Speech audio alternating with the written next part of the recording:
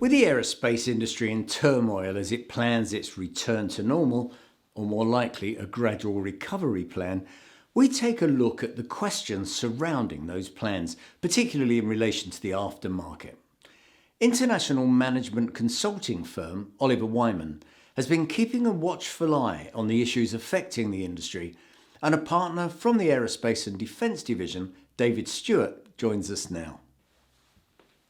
David, welcome to the programme. Now, you've been involved in an in-depth report from Oliver Wyman on the industry as it goes and looks at recovery.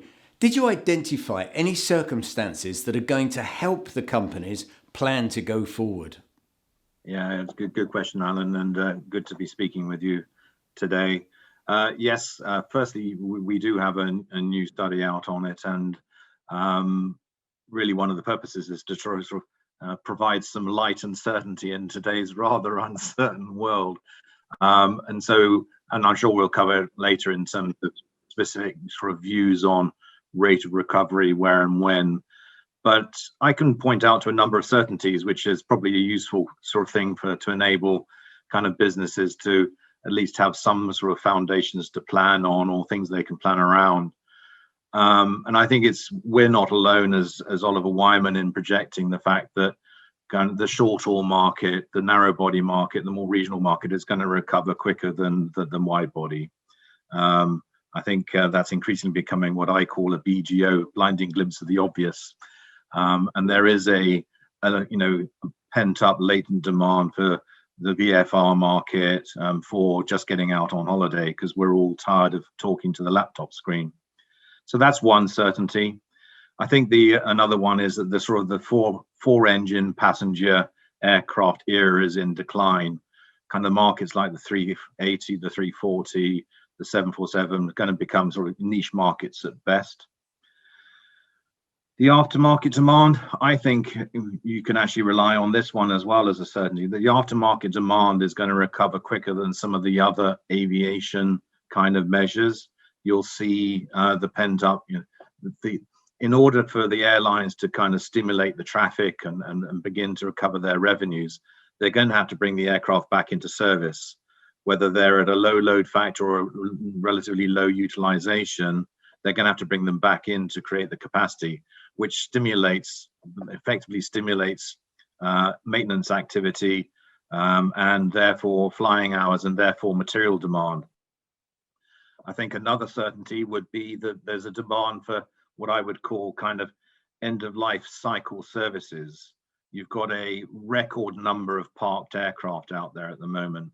And contrary to sort of pre-COVID days, you've actually got some feedstock aircraft for teardown.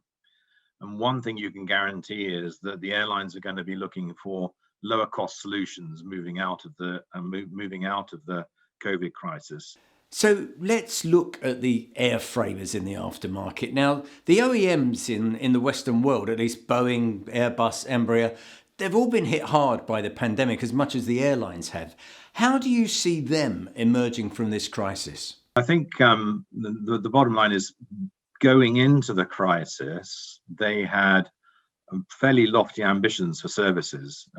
We all remember the 50 billion goal for Boeing Global Services, and the ambition to kind of double in size within Airbus.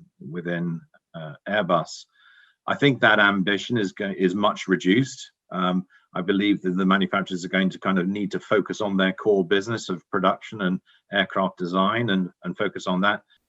Okay, but pre-COVID, we were looking at a global fleet of around 39,000 aircraft by 2030. But how much do you think we're going to be impacted on that? In your view, 2030, what's the global fleet going to look like? So we have a number in our forecast of 36,600 in 2031. So 1 year later. So significantly lower than pre-COVID projections. I mean, in pre-COVID, we were expecting a fleet of something around sort of 27,000 in 2021. It's now about 23,700, something like that. And how long do you think it's going to take for the MRO industry particularly to recover to pre-COVID levels, for example? I think it's actually sort of reasonably kind of rapid. I mean, it obviously depends on which lens you look at it through. But the bottom line is, yes, you've got a whole bunch of planes that got retired and sort of, never come back into service in 2020. But there's also all those planes that I said have, been parked. And the bottom line is all kind of, and those planes where the maintenance has been deferred. And so that the issue is, from that perspective, is that you can't defer that maintenance forever. It's got to be, it has to be done at some point. We believe MRO spend will actually recover in 2022 to 2019 levels. Probably in the long run, the numbers show kind of maybe a 1% off in terms of the overall growth rate over 10 years, but actually reasonably rapid recovery. And I guess you could extend that global observation to saying, well, as I've said earlier, narrow body probably comes first. So you can see already some pickup in some of the engine events on narrow body engines to bring those engines up in that fleet up to scratch. So narrow body will recover even faster. You can imagine some of those the higher growth regions such as Asia would also recover quicker.